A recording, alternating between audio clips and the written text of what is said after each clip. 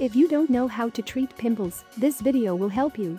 Here are also dermatologists Dr. Robin Evans and Dr. Whitney Bowe have given their top tips on how to get rid of pimples. This quick list is packed full of all genius zit-reducing recommendations, but before you jump right into the pimple treatment, take caution. At the end of this video, check out our 4 natural remedies that work. Get a superstar cleanser.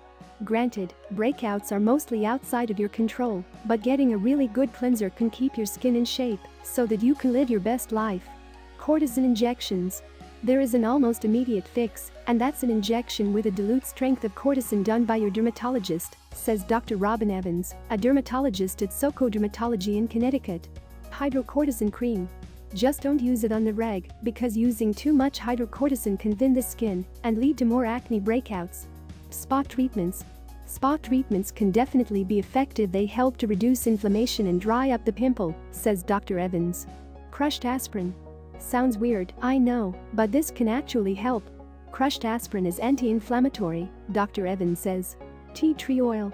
Tea tree oil clears up all sorts of skin stuff like insect bites, athlete's foot, and minor burns, and it can help zap acne too.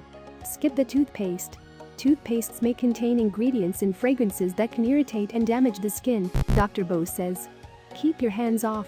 If you need the acne gone, like right now, you may be tempted to pop it, but you could end up with an oozy red mess now and scarring later.